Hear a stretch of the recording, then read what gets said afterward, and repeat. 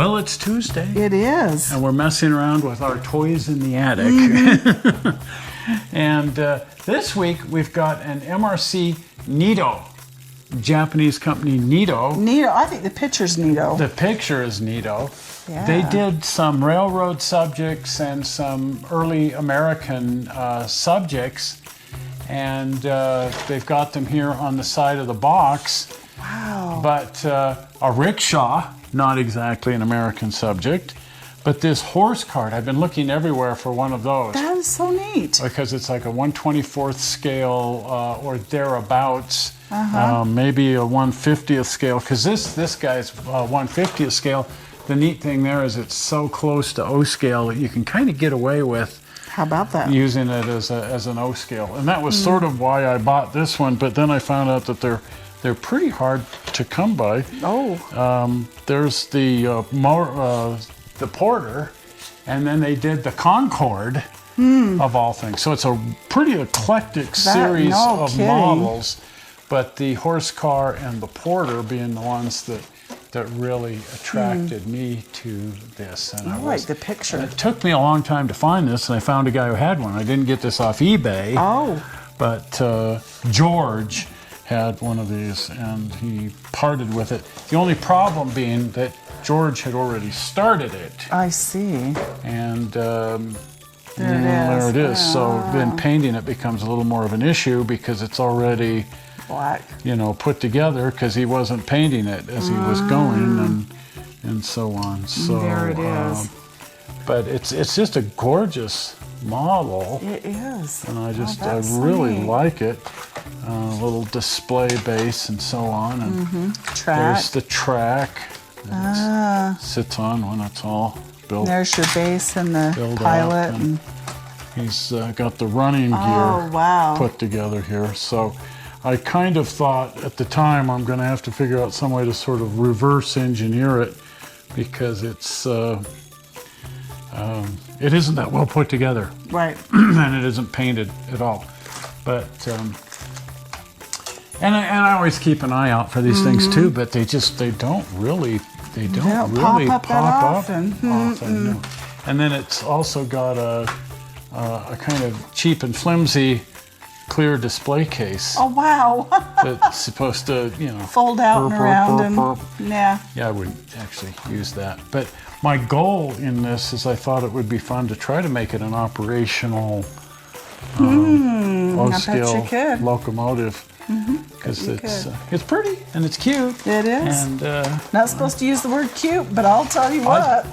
I use it because it is. Because it is. Yes. If something's cute, stinking cute. It's stinking cute. So and really These nice. are charming, but it's cute. Instructions. Nice.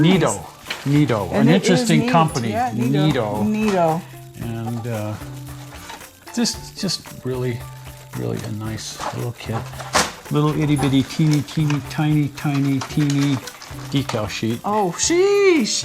It's just it's got the little Porter builder's plate and then some pinstriping for the headlight. Better have dexterous fingers. Absolutely. Nail art and come out and have your fingernails all done fancy. But I just thought, even after the fact, there's the tender, which hasn't been built, fortunately. That is neat. Is that just cool? That's just way cool. I thought that could be just the coolest little shelf model. No kidding. If it was dressed up and painted just right. And in this case, I might go with weathering. One of the things about weathering is when you're confronted with a problem, like somebody already badly built something, and you can't really get in there with your airbrush to do a proper.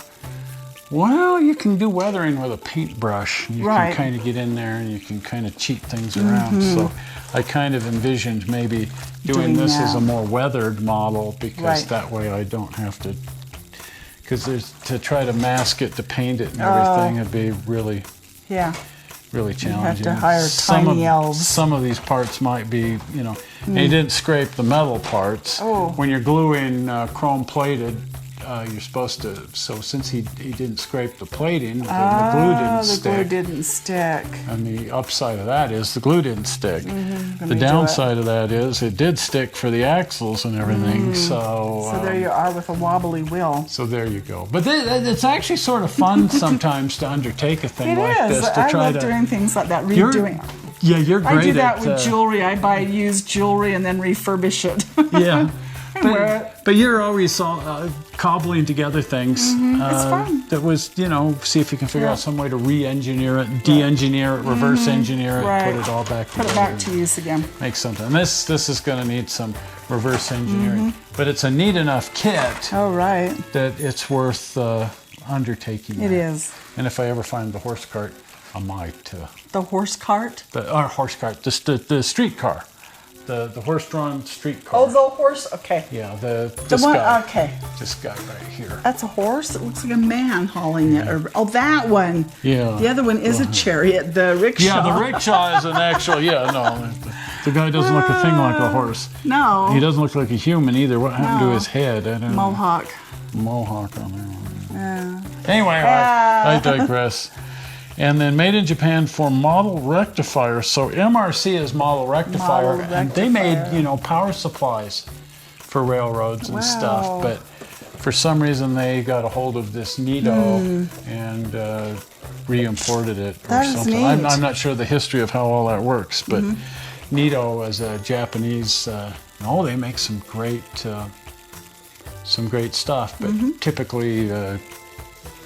Kits of automobiles and stuff like that. Military, everybody does military. Well, that is neat. Anyway, there it is. There it is. The Porter by Nitto and MRC.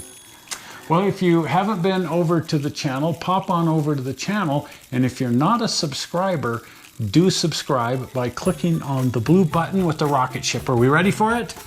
Zoink! The blue button right there. Well, we're not sure how you found this movie on the internet. We hope you didn't find it boring, and we will see you here on Sunday. Absolutely. As we go driving around and screwing around. See you then. We'll see you. Bye-bye. Bye.